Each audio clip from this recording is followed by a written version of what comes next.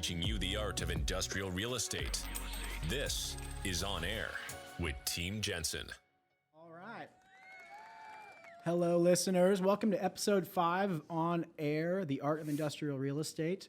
Today we have Rebecca and Toby Stowe with us with Design Supply Doors. Thank you for joining us today and coming on with Stuart and I. Yeah, thanks for having us. Yeah, Thanks for being here. we're excited to kind of talk about what you all do out. You guys are off Truman Road here in Kansas City and a local business, but kind of jumping right into things. How did you all, how'd you two meet and how'd you end up at Design Supply Door? Just to lay it out on the table. Do you want to tell this story or do you want me to? I can.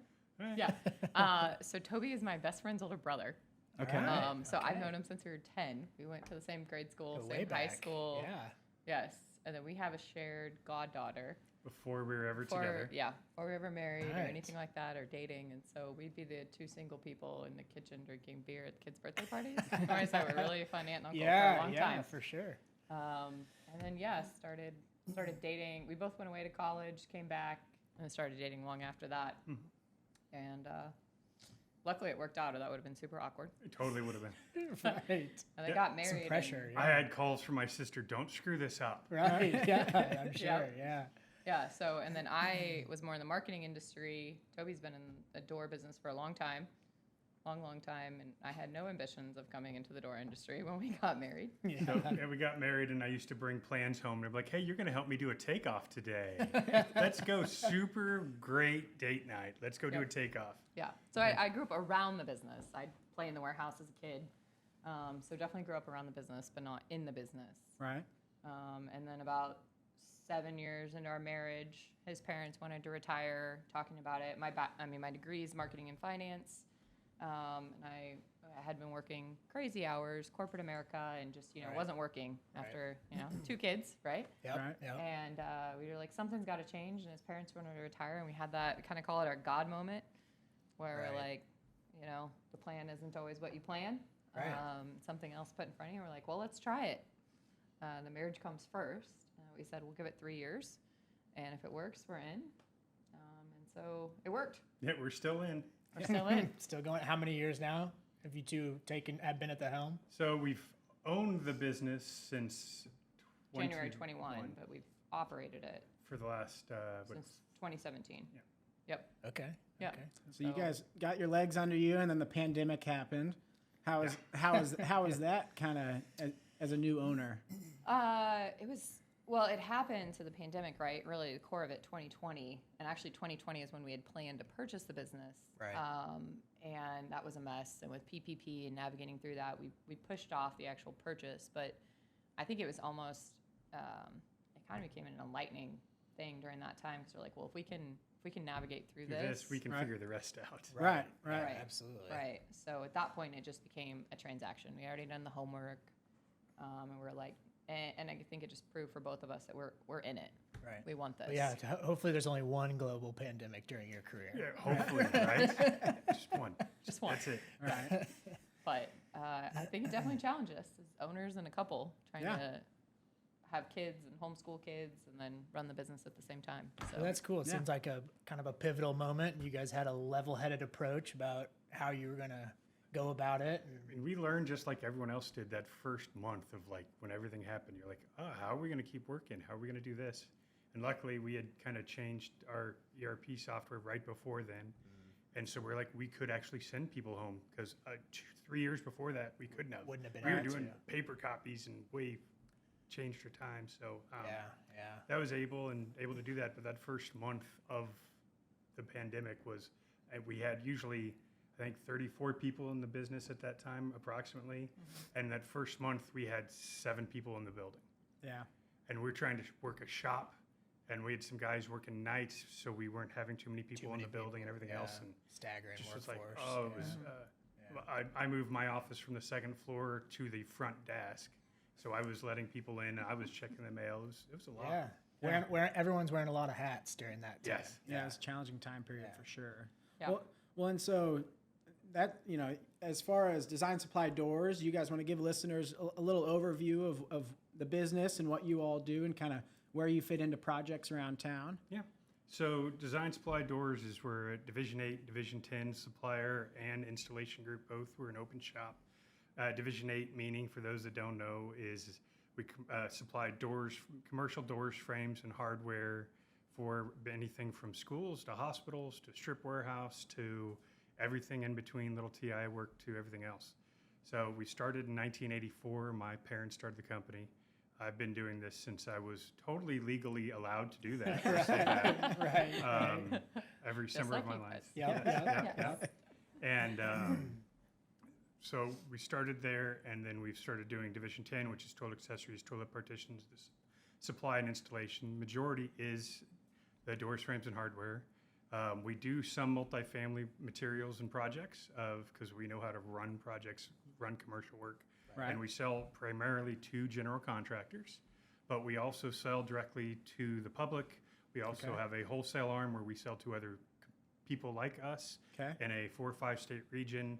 We sell to a couple of lumber yards in that 4 or 5 state region and large supply houses in that Right. region. So now we do work nationally. We've done work in Alaska. We've done work in Hawaii, supply side, not installation. We collect tax in 27 states. 27 states currently. All right. But most of our work is based around Kansas City metropolitan area. I mentioned we have an installation team. So we do anything from break fix service type work for local mom and pop shop to large corporations to everything in between. We do installations of what we supply to general contractors, and we're growing that side of the business. Most of the contractors, I think about 85% turn rate of we do one job, we're going to do the next job with that same contractor because they like what we do and how we do it, and our guys are really top notch. Nice. Yeah, taking care of the existing customers is a great way to grow the business and maintain. Well, and anytime you can make a GC's life easy, Yeah. I mean, they've got enough variables they're dealing with, so the goal. not having to come back on you, that makes it easy for the repeat business. Yeah, like you got it. Yeah. They typically say doors are less than 10% on the project and 90% of the punch list. Yeah. Oh, wow, Oh, yeah. yeah. Our goal is to not hit those benchmarks. Not be on those Right. punch Yeah. lists. Yeah, right, for sure. Yeah. That makes sense. Well, it's cool. You guys have a long history in Kansas City, and a family business. It's pretty awesome. That's what we, with Team Jensen, we love family businesses. We're biased, so. But happy to have you here in Kansas City, and I know you guys have done great work on a number of projects that we've been involved in as well. And so, we can speak to you guys have a high level of quality, and you guys do good work. Expertise. Thank you. Yeah. I'm curious how your parents got it started and why. What? So my father got into it. He was he moved to Kansas City, met my mother, married, all that way backstory, and so he was actually working at a traditional type hardware store, and a guy walked in looking to buy some hammer and some other stuff. Real story, and he almost talked the guy into buying a push mower and a riding lawnmower. And the guy was like, "I gotta go," and walked out. He walked out, got in his vehicle, came back in, walked in. He goes, "I didn't come in here to buy that. You almost sold me. Do you want a job?" And so he went to work for what is called Bunning Hardware back in the day. It's not around anymore. Okay. And he met who was later to be my godfather. Okay. And he helped him and trained him in the industry. Wow. And then so when he left there, he started another door frame hardware company with my godfather and another gentleman. That didn't work out. That company closed. My father started Design Supply, just Design Supply Incorporated at that time. And my godfather worked for my father for many years until he retired. Okay. So that's how he got into the industry, how he started Design Supply in 1984. So a true salesman, huh? Yeah, true salesman. Yeah. It's like what's the Tommy Boy quote? It's like I can sell a Ketchup ketchup popsicle to a woman in white gloves. Right. Yep, Right. pretty much, yeah. Cool. That's a Yeah. cool story. Yeah. Yeah, that's a good origin story for sure. And how long have you all been at your location there off Truman Road? Is that where things kind of started? No, or? we've bounced around. So it started actually designs. The old company was called S&S Supply. Actually, was on Truman Road. Okay. When they closed that, my father started, and we were in Blue Springs, and then moved from Blue Springs to Independence off Noland Road, and we're at that location for around 10-ish years. Then we moved to 12th Street. 12th Street in Kansas City, just down from where we are now. Okay. And we're at that location for around 18, 19 years. Okay. Then we bought the building we're in now in 2013. Yeah. And we Okay. moved in April 2014. I wasn't in the business, but I Right. definitely helped move the But business. you were, Yeah, you were very involved. You remember. Ceiling tiles, drywall, all of it. Was sure. it Yeah. a summer move too? Do you recall? No, Yeah. winter. Oh. Insane. Yeah, Why? we at least planned that so it wasn't the busiest season. It was just Yeah, really that's the hard close part. to Yeah, the busiest construction in season. summer. Yeah. No. Right. Yeah, no. April of 2014. So we've been there almost 10 years. Yep. Yep. Nice. Well, as far as the production side, there were obviously challenges with the pandemic, but from a sales volume and just as far as how the business was doing, did you guys see the same kind of price increases and the same demand increases that everyone else was seeing when it came to the pandemic? Yeah. Oh, 100%. Yeah, I mean, and one of the things that our suppliers told us we did that others didn't is that, I immediately reached out to all of them and said, understood, this is a mess. We're going to try to maintain, cash flow as much as we can. We've tightened credit policies. Right. We immediately put in escalation clauses and force majeure clauses in all of our contracts and wouldn't sign a contract without it. Yeah. So really getting honed in on those relationships with GCs. Right. And only starting new work with really customers that were willing to have some of that flexibility and just knowing that, and the great thing is it wasn't just us. It was everyone at that time, right? Right. Supply chain was a mess. Everything was delayed. Supply chain was an absolute mess. We'd have projects on order. Our wood doors at that time were 4 weeks. And that was the best in the industry was who we were buying from at 4 weeks. And they were shipping in 4 weeks. It was amazing. At the worst of pandemic, they got to 22 weeks. Other manufacturers in the wood door industry got up to 35 weeks. Yeah. For wood doors, so it was absolutely insane. That's just wood doors, not counting electronic hardware. It's still kind of a mess. And then I'm sure 25 weeks would roll around, and you're like, okay, where's that? Where's that product? And it's Right. like, sorry, it slipped by a Yeah. month. Yeah. But I think, I don't know the phrase, and through chaos, there's also opportunity too, right? Yeah. For us, because we are a stocking distributor, I think, Toby especially kind of helps manage the inventory, but really got ahead of, okay, let's actually beef up the stock. Let's beef up the inventory. So where others couldn't get material, we had material. And it may not have been what they wanted, but we can get pretty darn close. Get you a And solution. So I think that really was kind of our saving grace through a lot of the volatility is that, we had material when others didn't. Right. Yep. And so that was really important to us to just kind of keep on the pulse there and keep that drumbeat of inventory, Yeah. No, whether it was 20 weeks or 52. Yeah. inventory was it was key during that time period for sure. But to your point, it didn't take long for customers and consumers to adjust their expectations to 100%. what, because everyone was fighting the same battle, Yeah. and Right. uphill battle, and Especially in the construction world. Right, Well, not to be cheesy, but you had to work as a team and form partnerships on projects. Yeah. So when you had a GC that understood the position you were in, it makes things a lot easier. It makes it a lot easier. Yeah. So it's we took that opportunity to go, hey, they're not going to be a team player. Whoever that is not going to be that, and we'll go, well, we'll just finish this project and we'll just never work with you again. Have a nice day. yeah, Right. And we actually got to clean up some stuff, and there was a couple of them where like we can't do that with XYZ, right? That's we've been dealing with XYZ for years, and we're like, it went well. yeah. And Good. it was important to supplier relationships. And I think for us, that's maybe one of the things that, we held on that as parents set that groundwork is that, it's construction. It's always construction. There's going to be messes, but the more you have those relationships with your suppliers and your customers, it makes those difficult times and difficult conversations flow a lot easier. So, Right. Absolutely. Yeah, you don't want someone on a project that's hiding behind things, and No. when you have that relationship, it kind of prevents that from ever taking place. Yeah. Right. Yeah. Well, Right. as far as the next, getting past the pandemic, it's kind of old news at this point. What does the next 5 to 10 years look like for Design Supply Doors? Yeah. So- So you want me to go? Yeah, go for it. So, we ended up buying the business in 21, right? Which is kind of a hard time, Right. especially when we fully purchase the business, and that takes your balance sheet and also kind of flips it on its head a little bit too. Yep.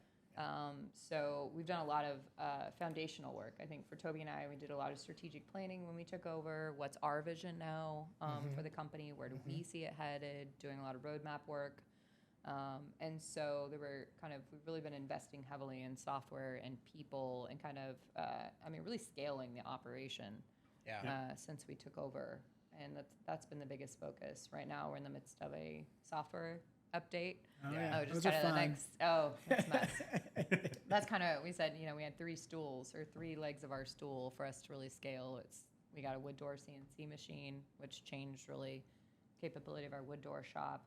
A lot. We put in an entire layer of directors, some really solid industry leaders that have come in from different types of company, different types of experience, but really come in and help us to execute the vision. So some good quality delegation. Yeah, Yeah. that's what we're working on. Working on it. Yep. I think some days, if you ask them, we do it better than others. Right. Yeah. It's important. It's Right? important. Yeah. And the last piece is software. I mean, you can't operate at that next scale if your technology can't keep up. Right. So I mean, that's the last big piece for us to really kind of take the business to the next level and be able to kind of achieve the kind of growth that we are forecasting and planning for in the next 5 years.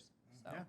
Well, and how many of your employee base are engineers and people that are looking at CAD files and things of that nature, I guess? So most of our work is either done in software specifically made for our industry. So we're doing takeoffs in that software on larger projects, and we're doing submittals in that software, and then using that to kick to our current ERP program to make those purchases, keep track of stock and everything else.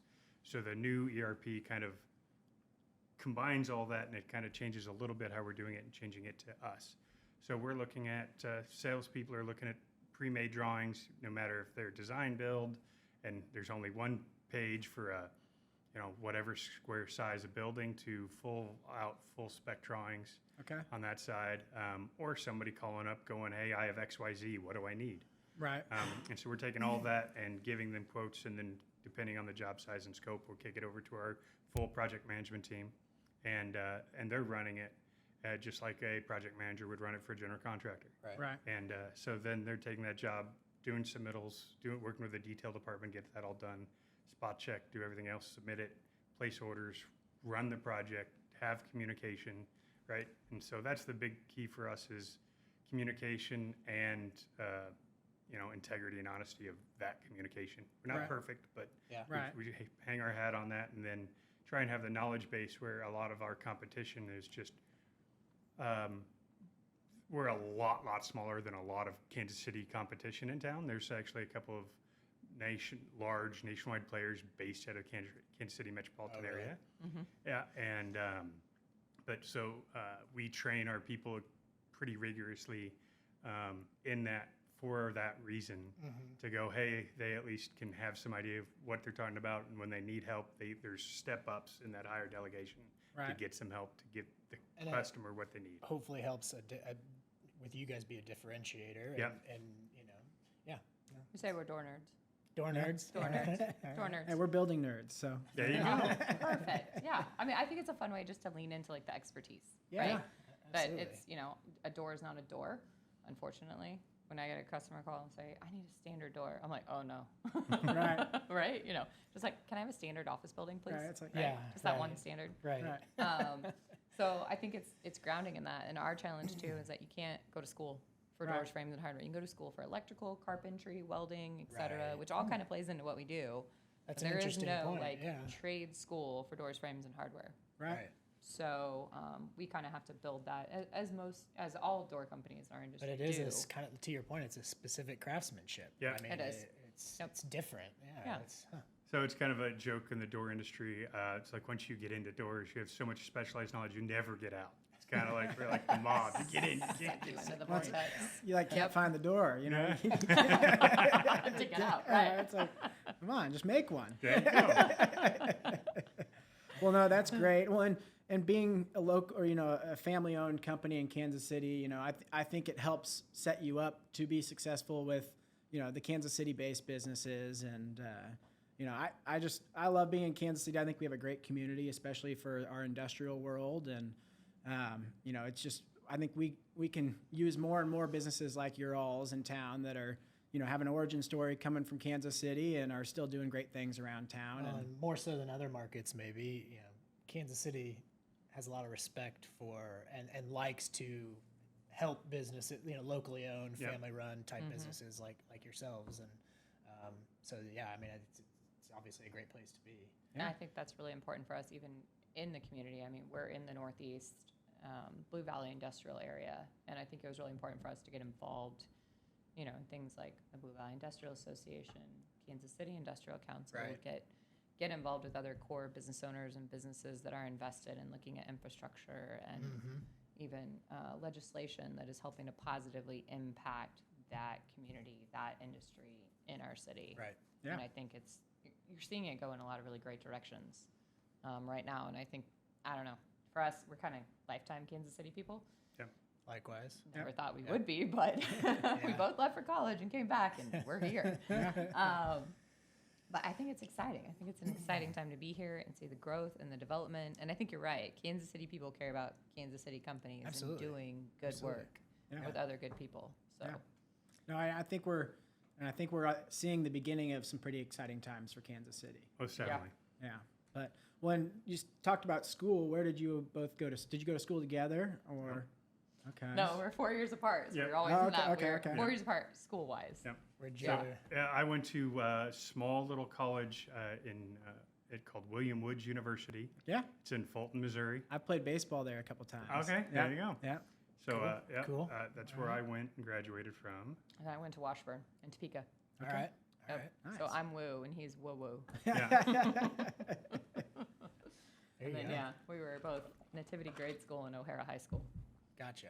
There you go. Well, when I'm it was around. sure. I'm sure with your guys' background or being the ownership group, you certainly wear a lot of hats. But is your day to day and your respective focuses within your backgrounds? I would imagine like you're handle more of the production side of things, and you're more on the business side of things. I would imagine. So operation and sales is kind of my background. That's my Right. strength. Yeah. So when we said, when we were going to buy the company together and work together, that was something we talked about. Right. Of figuring out what's our we called it our sandbox. You stay in your sandbox and I'll stay in my sandbox. Right. And that's one of the people like, how do you work with your husband or wife, right? How do you guys do that? I couldn't do that. I'm like, Some days better than It's others. totally true. I'm sure there are days. Yeah, but I mean, overall, it's there's always the good way outnumber the bad. Yeah. And I stay on my side, and let's be honest, she's way smarter than me in a bunch of ways, and doing some of that stuff. So. Yeah, I mean, so that's been a challenge too, is kind of navigating that. We've had a lot so we're both in Vistage and some other like professional groups with some business coaches. I mean, I think that's important too, because you get stuck in your trench, right? And it's hard to see beyond that. So having some outside perspective and, kind of peer advisory groups too has been something to really think at, or has been a big influence for us. So yeah, Toby really he's our number one salesperson. I say he's the super nerd of like super door nerd, right? He knows doors, frames, hardware. Technically, I would put him up against probably anyone in the city, honestly. Yeah. And a lot of times our customers are like, I come because you have his brain, right? Right. Absolutely. Right. My background being more marketing, finance, and more people management, whereas he likes numbers and doors and maybe not so much people management. And I think that's the great thing about being an owner is that you get to pick that, right? Right. There is no, as an owner, you have to do this role within the business. Right. And so Toby's really kind of found his niche in, special projects and then sales and operations. I mean, he knows how to look at an inventory and look at trends and say, increase here, go here, let's pull back here, better than I ever could, because I don't have that 20 years of being in the trenches on doors, frames, and hardware. But I've seen the marketing side, I've seen the advertising side, I've seen organizational management side, and so, I'm currently CEO, he's president. I mostly, run all things strategic planning, marketing, sales, finance related. So it works. The best, owners and leaders out there are those that trust those that are around them to, do things that they don't have the expertise in, or so. Right. So being able to lean on each other and the other, folks that you've brought in on your team, that's important for sure. Yeah. I mean, we are trying to work ourselves out of a job ultimately, right? That's the Right. goal, Yeah. right? Yeah. The more important we are to the business, Yep. the less it has the ability to function. Right. True. So, True. yeah. And I have to ask, how do you guys carpool to work ever or often? No, that's like the running joke is that we drive separately everywhere. Everywhere. Yeah. All the time. And, we drive really fuel-efficient cars. No. We're off-roading people, and so he has a Jeep Gladiator. I drive a Bronco. Yeah. We have horribly I remember fuel-efficient cars, right?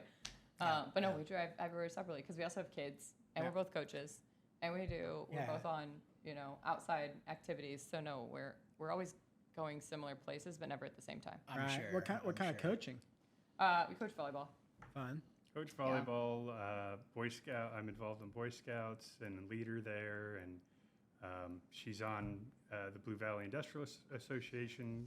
KCIC, NABO. Yeah, KCIC, NABO, and everything else. Yeah. Is the volleyball through your kids' age, or is that a whole separate age group? It's just the kids' school. The kids' school. Yeah. Yeah. Cool. So That's always fun. I have a bunch of background in that, so I actually went to college for that and had scholarships cool. for that side and Cool. everything else. There's a big part of that I enjoy, but I'm just really bossy. Absolutely. Yeah. There you go. And I'm good at yelling at children. Yeah, no, so we coached our son's team last fall, and then we're coaching our daughter, who's third grade. Cool, So fun. this year. Yeah. It's very fun. Yeah, we grew up with our dad coaching us in baseball and football, and it was always, we have a lot of fond memories of running around to games and that And stuff. scouts. Oh yeah, we kept him Both busy. scouts? Yeah. Yeah, we did Oh, yeah. scouts. We only did scouts till about 6th grade, I think. We didn't get into the Boy Scouts. We did the The Cub Cub Scouts and Cub stuff Scout growing stuff. up. Yep. Yeah. But We were busy running around in the summers playing baseball. Yeah. a lot. Yeah. We did all like the tournaments, the regional and stuff, travel and tournaments, and just. gosh. It but was yeah. a fun time. Our yeah. nephew's a competitive baseball player, and Yeah. that's a different world. It's fun. Oh yeah, no, yeah. When you have, because we have a younger brother too, and so when you had all three of us, and then our sister was always playing soccer or something, so that we tried to keep our parents fairly busy. all over the place. Yeah. That's why we're like, we had two, and we're good. Man-on-man defense. Right. Trying to run a business and do zone, we would fail. Yes. epically. Right. Oh yeah, watching my like Stuart has 2, our sister has 3, and we all laugh when we're together with the siblings. Like they're like, how did mom and dad have? How did you 4? guys Right? do this? No idea. Yeah, I'm one of 3 as well, and he's one of 4. Yeah. Same. Yeah, I don't know. Yeah. no It's- idea how they did it. Yeah. But So- back to the riding to work thing, I had to ask. Our sister and brother-in-law, when they first moved back to Kansas City, they both were working at Barclay together, and they had one car, and they were searching for a house, so they just would carpool to work, and I think it started to drive them nuts. So I think you Right? guys are wise by driving Gotta have a separately. little separation in Yeah. there. I tell people that 20-minute drive to and from work is my only It's me time. Me time. It's my me exactly. time. It's my audiobook time. It's my don't Which is talk to very me limited time. in a 24-hour day. Right. Yeah. So I think we're both the same. Yeah. Right. We at least need some of that Yeah, absolutely. separation. Right. We're- When it's kind of fun too, Stuart and I live fairly close together, and we obviously drive separately. But occasionally, we'll be, if we're going to the same place after work, sometimes it's fun to see who gets there quicker. And so we'll be on, the traffic, not breaking any street laws or anything like that. But Never. yeah, seeing which route is quicker, and we'll give each other a little look as we pass each other at a light. Everything turns into a competition somehow. Right. Right. Never with us. No. No, I drive way faster. Yeah. I get better gas mileage. There you go. There you go. Bye for that. If I had to drive in the dirt. Well, do you guys have any volleyball tournaments coming up this weekend or anything? Or? No, so No. just but schools just starts next week for the our There you kids. go. And so that practice starts the week after that for that, and It's then like our one weekend before The crazy insanity starts. Were you, Yeah. were you able to get away and do anything fun this summer? No. Not really. no, we've been planning it, but with the team we have now, we never could take a long vacation years past. So Right. the team we have now, we've been able to over the last 2 years. We go on a 2-week vacation, Yeah. Nice. and we never would have been able to do that without our team. Yeah. And which is awesome. And our plan was to do that. Well, with the new ERP system, we're like, we can't take 2 weeks away from the training and the planning and Right. what do we need to pay for to customize all that stuff. And so we're like, all right, we won't do that. And we're feeling it. We're like, yeah. So we're going on. But in September, we're going on vacation. October, we're going October. to Kentucky. Yeah. We're camping. Like, Cool. we're camping Yeah. people, Yeah. more outdoors, go get Yeah. lost in the Well, mountains. yeah, get away from the hustle and Yes. bustle. Yeah. Yeah. So Anywhere Red there's River not Gorge cell is phone calling service. my name. Yeah. Yeah, we were able to get out to Colorado like a week or so ago for a long weekend. When it was 105 Yeah, it was- here. Yeah. It was a great time to get out of the Kansas City. You're probably in heat. Breckenridge, where it was like 70. Yeah, we were near. You were. He was. I was in Breck for a little bit, yeah. And then, yeah, our folks have a place in Silverthorne, and that's fun getting up there. And gosh, just escaping the humidity. I was telling him, even we stopped and saw my in-laws, my brother-in-law and sister-in-law in Denver on our way out. And it was still 92 degrees in Denver, but we were sitting in the shade on their back porch and it was comfortable. Yep. Because it's 92 degrees and 40% humidity. Well, the humidity this week has been climbing. I literally on the way to the office today, my car had been just cooking in the sun. I literally stopped, threw my flashers on, and got out and stood outside my car in the shade for like 10 minutes. I was like, I cannot stand because I have black seats, and I was just sitting there. I was like, I'm not one for the humidity. I struggle with it. Yeah. Yeah, it's been bad. So no, well, we try to get the vacation time in when we can. I mean, it's important. The balance is important. Right. That's why we're more the outdoor people, and I mean the unplug for sure. So. Any camping recommendations? Anywhere you've been Arkansas? Love camping in Arkansas. Yeah, that's great. It's beautiful. Yeah, the rivers and all that stuff. Yeah. Lakes, trails. Yeah. Yeah. So, national forests there, beautiful. Oh yeah, especially in like the fall time of year. We go down to Rockbridge, which it's in Missouri, but Right on the border. Close to the Arkansas border. A lot of people forget how beautiful Missouri can be in the fall, honestly, driving through the forest there. Yeah.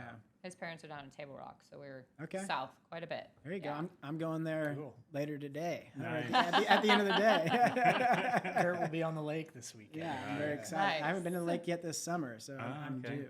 Yeah. We at least get those weekends away. So we get the lake weekends away. Yeah, nice. that makes it nice. You can get down there pretty easily and see the folks. Nice. And Yeah.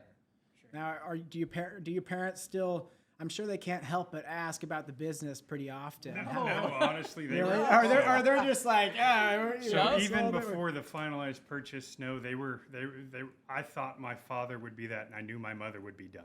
Right. And so I was like, Dad's gonna want to know this and that and this and checking up and where's my customers and how's everything going. And he finally got to turn it off when they sold their house in Kansas City and moved down to Lake House full time. So that's the house now. Right. And once they did that flipped a switch and they were done. And so at the end of the year, they'd come back up just to go over financials with us, the accountant, finalize. They had to sign everything because their name was still right. And but since and then again after the finalized purchase, they were 100% done. With every once in a while, I'll tell them so and so that you've known for 30 years. He says hi, right? And he goes, "Oh, that's great. I should call him." Maybe. Yeah. So. I mean, it says a lot about, one, their trust, but two, I mean, I think we have a great relationship with them, but the fact that they left us with this 25, 30-year gift, right, that they built and said, well, it's awesome and terrifying. They're like, great, don't sink the ship. Right. Great. I'm sure that's some pressure, Yeah, but I think, I mean, I came on board, and at least, so my mother-in-law was majority owner, and I came on board and had 1 year training with her. And then she's like, great, you're gone. You got it. We're heading to the lake. So, I mean, it was terrifying, but I think, like, they knew also, too, that for us to really get in and take over, it had to be us. Yeah. Right. They couldn't be 1 foot in, 1 foot out. And so it was a blessing just to kind of turn it over to us and let us run with it. And they put a lot of faith in us and a lot of trust. Well, it makes that was awesome. It makes it tough to do some things your own way if there's constant involvement or Right. Yeah. So from a bank perspective, we had an operating agreement. It was all right. Oh, yeah. So the bank knew we were good. Right. Well, and we actively work through that, ourselves. We work with Dan, our father, and he's at the later stage of his career, but he's still very much so active. And so, but there is that transition, and we have very open, transparent conversations about how we can do more. And to your point, as much as it's important for him to still be spearheading and leading things on certain projects and relying on his expertise from our team, we also have to be doing, a lot of the real work so that we can be learning and gaining that experience. And so you kind of have to find that balance of, well, how much can we be doing to the point where we're still, taking care of the customer at the end of the day, but also learning that, gaining that level of experience. And it sounds like you guys had a pretty good transition with that. Yeah. So and that's hard. I mean, we have other friends that have had family businesses, and that's, I feel very grateful and blessed that we had the family dynamics that we had. And I think part of it is, faith and family for us is always going to be above business, always, at the end of the day. Yeah. Because because businesses come and go. The first two, Oh, there's Yeah. hey, 100% more. there's a important. lot of family businesses that are a lot of family that are in business together Yeah. that can't stand each other. Oh, absolutely. Yeah, we've seen it. And it's- you, it- yeah, you don't want to end up like that. Yeah. No. You don't want to see Stuart and I off air. This is all a show. I mean, if everyone's getting along all the time, I gotta say it's like marriage. If everyone's getting along Right. all the time, somebody's lying. Yeah. True. Very No, true. it's not without, what do we call it? Constructive discourse. Yeah. Right? Yeah. Is that what we call it? Yeah. There's plenty of constructive discourse in Team Jensen. I can tell you that. I Right? mean, yeah. That's the healthy side of it. I Right, mean, because right. if everyone agrees, you're not going anywhere, Right. you're not changing anything, you're not right. going to become You're not better. pushing any got it. boundaries. A lot of times or- you're pushing the problems down the road Yeah. when you just kind of just sit there and be passive about something. Yeah. So Yeah. luckily, I think you guys sound similar, but you don't have a problem. Or you don't have a passive problem. It doesn't sound like, and neither do we. Passive? Is that what you What? call it? Oh, yeah, that's Yeah. totally. Nobody's ever accused me of being No. that. It's being weird. passive. Yeah. Oh, no, never. No. I mean, yeah, pretty honest and transparent. I mean, I think it's part of why people enjoy even working at the business. Working. 'cause Oh, yeah. Yeah. For better or worse, it's there. It's Yeah. on the table.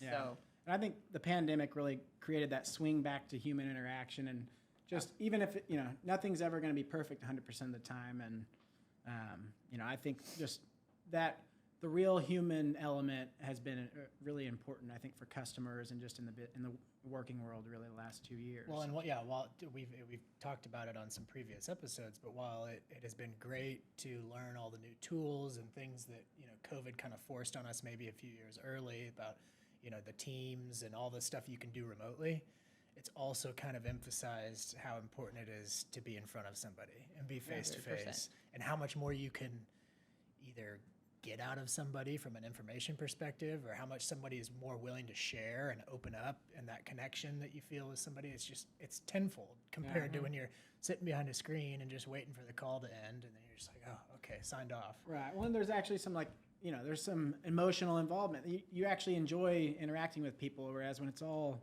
just off the cuff, it kind of removes the grit from it, and there's just no emotional tie. And so, Yeah. enough about the pandemic. But as far as Kansas City, it sounds like you guys are excited about the future for Design Supply Doors. But we've got the World Cup coming up. Obviously, we got the Kansas City Chiefs. The downtown stadium. What all are you guys excited for? The next couple of years. What do you see for Kansas City? And are there any concerns, or what are you most excited about? Just kind of generally speaking. So we have a couple of good things going for us. So Rebecca just was given the honor of being Women Who Mean Business. Congratulations! I did see that. thanks. Yeah. That's A cool. humble brag, husband. Congratulations. And also just finalized and got our WBE for the city of Kansas City. Yep. Nice. Yep. So That's a big one. that was a big process that she got taken care of and done. Yeah. And Yeah, very cool.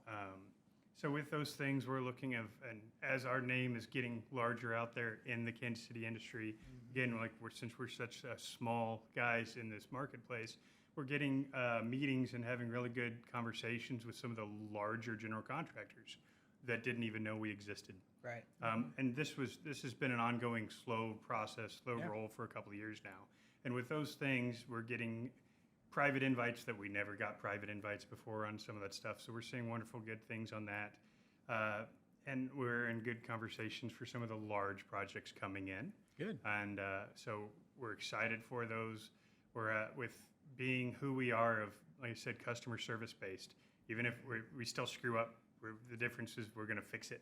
Right. And it's who we are. It's how we train our people. Is we don't just hide our head in the sand every once in a while. Nobody's perfect. Yeah. We're like, just go up and tell them the truth. Just go tell them the truth. Right. We're going to fix it, and we're going to go down to the road. And how we fix something, someone's going to remember for 5 years than if we did a job just okay. Right. Yeah. And so that's what we're pushing. And we have a lot of general contractors calling us to fix somebody else's stuff. Right. But And- managed growth. Yeah, is that's huge. Is the strategy, right? Yeah. Yeah. Like not taking on more than we are 100% confident we can execute Right. to our quality and customer service standards for sure. So Yeah.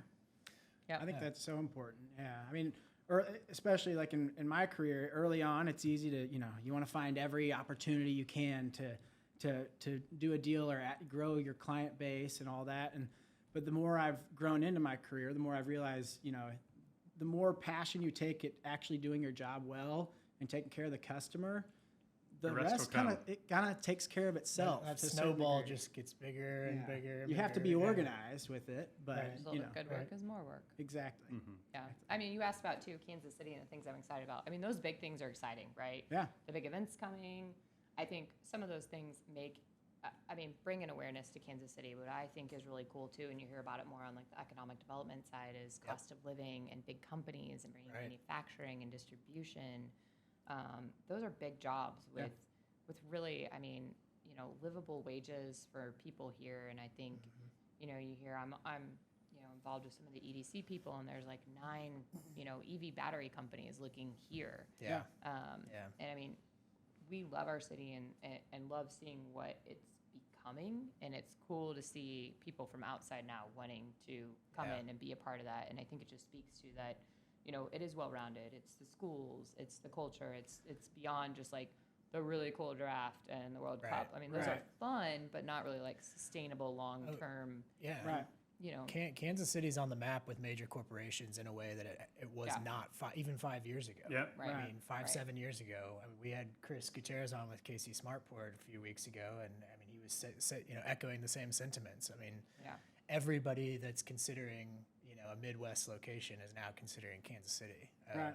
So I mean, at one point we were known as what, like the Silicon Prairie? Is that what they called us Yeah. here, right? Yeah. So now we're becoming more like the production prairie-ish. Yeah. So I think it's exciting to see it. And I think even as they're still economically predicting 2030, right, to be potential downturn perhaps, I think for us too, even looking at our market and how we're hedging against some of that, it's not just new construction for us too. It's finding the end users, it's finding the facility management groups, it's finding the other people that, especially maybe as, interest rates continue to increase, construction is expensive, new construction slows for us. We're like, okay, how do we go help those people that maybe don't just want to replace every door? Right. Anytime there's a ding, let's try to help repair and make some of those products last too. Yeah. And there's ways for us to help customers with some of that. Yeah. And I think that's all spot on. And to your point, Kansas City, I think we've shown off well that now that we've had some attention, and I think we've shown that the city has a lot more to offer than just the Chiefs and stuff. And so, I mean, they're pretty cool too. yeah, I mean, and Mahomes will only play for Fine. 30 or 40 years, but, Right. but people realize now once he's done that we're going to have a good thing here going. Yeah, modern medicine these days. He'll be 65. Fine. Totally. Right. Well, no, we're really excited about where things are headed, and we're happy here you guys are here in Kansas City with us, and excited to see what Kansas City has in store. So, I really appreciate you guys coming on. And I guess Thank you, guys. the last thing before we jump is there for any listeners, if they're trying to reach out or get a hold of you guys, what's the best way to do so? Advertising. Oh, that's all me, right? So designsupplydoors.com. Our website's probably the best place to see breadth, depth of what we do. There's a contact form on there. And we're all over LinkedIn. Not TikTok yet. We'll see. Everyone's doing We'll it. see. I know. How do you make door TikToks, really? I haven't gotten onto TikTok yet. We're going to get there, Yeah. maybe. We'll see. I feel like it'd be something fun to let certain employees go and For sure. Oh yeah, Fun for way. sure. But thank you so All much. right, Yeah, thanks thank a you, lot. guys. Thank you Yeah, guys that's very fun. much. appreciate you highlighting Kansas City businesses. That's Oh, awesome. for sure. Yeah, it's fun. So can't complain.